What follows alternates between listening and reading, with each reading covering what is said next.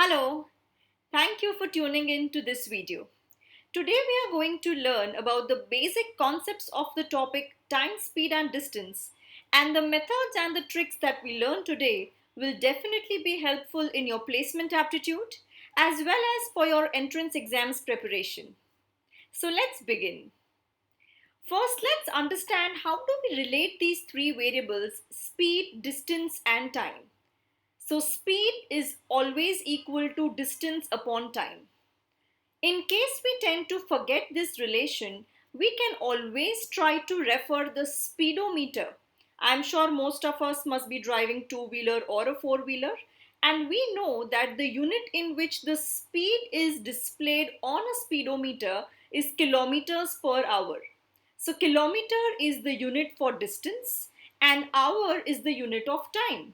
Thus, speed is equal to distance upon time. Now, in this topic, most of the times it becomes very important that we be very careful about the units. Why so?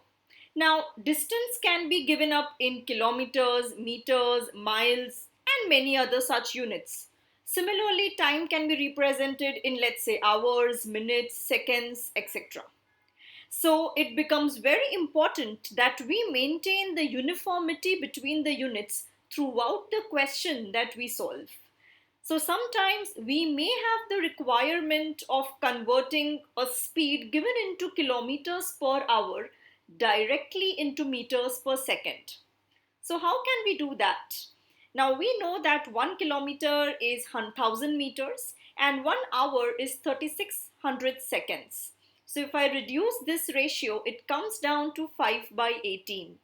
So in short, if I multiply any speed in kilometers per hour by 5 by 18, I directly get the speed in meters per second. It is shown right here. Similarly, if I want to convert any speed from meters per second to kilometers per hour, I'm sure you must have guessed the multiplying factor would be 18 upon 5. Similarly, for any other units conversion, I can derive my multiplying factor in the similar way. Now moving ahead, I have taken two vehicles over here at a distance of 100 kilometers. I'm going to define my units for the first car as S1, D1, T1 representing speed, distance and time respectively, and for the second car as S2, D2 and T2. Now let's understand the relationship between any two of these variables if the third variable is constant. So taking the first case, if speeds of both the cars are same or if speed is constant, we can say that distance traveled will directly be proportional to the time taken. So for example, if both the cars travel distance in the ratio of 2 is to 3, time taken for both the cars will also be in the ratio 2 is to 3. Next, if distance traveled by both the cars is same, so let's say both the cars are traveling 50 kilometers each. In such a case, I can say that speed will be inversely proportional to time. So let's say if speed of car 1 and speed of car 2 is in the ratio 2 is to 3, time taken by both of them will be in the ratio 3 is to 2. Next, if time taken for both the cars is same, if time is constant, I can say that speed will be directly proportional to the distance traveled. So this is about the relationship between any two variables when the third variable is constant. Now let's look at the small application of same. So when looking at to the application when speed and time are related and distance is kept constant. So let's look at this example. If I travel at 40 kilometers per hour, I reach office on time. If I travel at 30 kilometers per hour, I reach 10 minutes late. So clearly in both the cases, distance traveled is same, which is home to office. What is the distance traveled and ideal time taken to reach the office? So let's see how we can solve this in a very short way. First, defining the data over here. In the first case, when speed is 40, I reach on time. Second case, when speed is 30, I reach 10 minutes late. So now if I have to compare the speeds in both the cases, I can see that in second case, the speed has become 3/4 of the first case. So because speed has become 3/4 and we know that speed and time are inversely proportional, time has to become 4/3 compared to the first case. Now when I say time becomes 4/3, it also means it increases by the fraction 1/3. Now we know in terms of actual travel time, time has increased by 10 minutes. So this 10 minutes is nothing but 1/3 of the initial time, which is why I can conclude that initial time is 30 minutes, which is also the ideal time because that is when he reaches office on time. And distance traveled can be calculated by taking either of the cases. So I'm taking the first case over here where my speed is 40 and my time taken is 30 minutes. So 40 kilometers per hour into 30 minutes divided by 60 will give you the distance as 20 kilometers. Alright, so let's try one more question of the similar type, similar application. If I travel at 60 kilometers per hour, I reach office 10 minutes early. If I travel at 50 kilometers per hour, I reach office 10 minutes late. What is the distance traveled, ideal speed, and ideal time taken to reach the office? Now in this case again, first getting the data all together. In the first case, when speed is 60 kilometers per hour, I am reaching office 10 minutes early.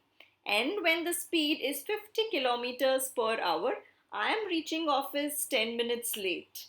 So we need to be very careful over here that the actual time difference between the first case and the second case is 20 minutes. Now solving with the same method as the previous one, as the speed has become 5/6, the time should become 6/5, which means it has increased by 1/5. So these 20 minutes is nothing but 1/5 of the initial time. So your initial time is 100 minutes. But please be careful here, the initial time is not the ideal time because that is when he is reaching 10 minutes early. So your ideal time will become 110 minutes. Again, distance can be calculated taking any of the cases. So 60 into 100 upon 60. So distance is 100 kilometers. And ideal speed has to be calculated taking distance and ideal time into consideration. So ideal speed will be 100 upon 110 upon 60, which gives you 600 upon 11 kilometers per hour. This is one type of question frequently asked in a lot of entrance exams as well as placement aptitude. Moving ahead, let's try to solve this example. A bus on its way to Nashik met with an accident 180 kilometers from Mumbai from where it started. It completed the remaining journey at 5/6 of the previous speed and reached its destination 30 minutes late. Now a passenger calculated that had the accident happened 50 kilometers further, it would have been late by only 10 minutes. Find the original speed of the bus. Question looks confusing when we read it for the first time, but it's quite simple to solve with the concept that we just learned. So let's see how. So let's first try to represent this data in a diagrammatic form. So from Mumbai to Nashik, we see that at 180 kilometers, a bus meets with an accident, after which it has to still cover, let's say, X kilometers, right? We don't know the exact distance between Mumbai and Nashik. Now, to cover X kilometers, we know that speed of the bus has become 5/6 of the original speed, which means time taken will be 6/5 of the original time.